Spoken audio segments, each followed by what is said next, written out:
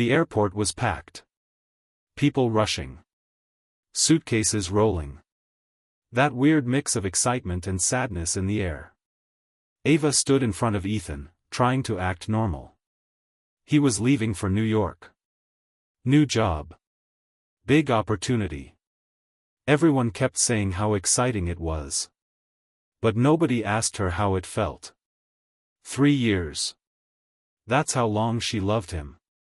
And if she was being honest with herself, she had been trying harder than him for most of it. It wasn't like he was a bad guy. He just never showed up the way she needed. Whenever she wanted to talk about the future, he'd joke it off. Whenever she felt distant, he'd say she was thinking too much. Whenever she needed reassurance, she felt silly asking for it.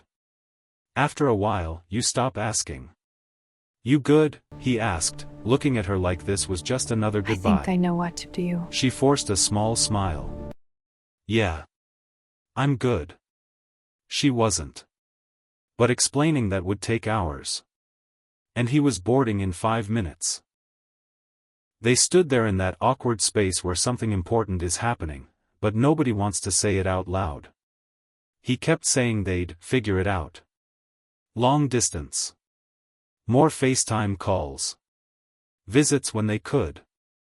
But deep down, she knew something. You can't fix distance.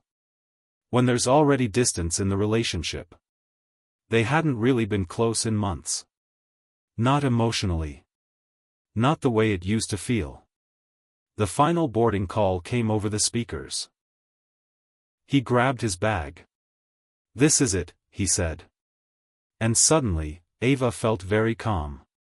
Not numb. Just clear. She stepped closer to him. Close enough to remember all the little moments.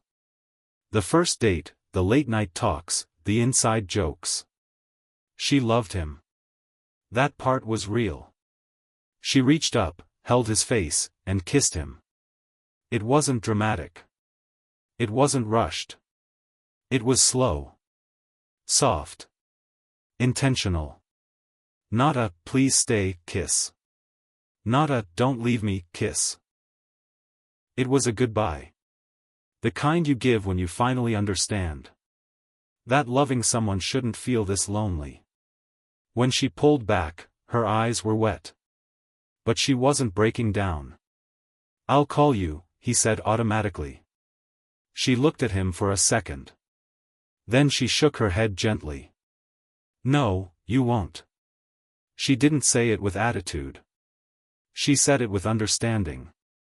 Because if he really wanted to fight for her, he would have done it before he got on that plane. He hesitated. Like maybe he felt something shift. Like maybe he realized she wasn't chasing him this time. Then he turned and walked toward the gate. Halfway there, he looked back. For 3 years, she would have run after him. Tonight, she didn't move. She just stood there. Letting him go. And when he disappeared down the hallway, she let out a breath she didn't even know she'd been holding. It hurt. Of course it hurt. But it also felt honest. She wasn't choosing loneliness anymore. She was choosing peace. Her phone buzzed. Her best friend. "Are you okay?" Ava looked at the empty gate. Then she typed. "Yeah. I will be." And for the first time in a long time, she believed that. She walked out of the airport alone.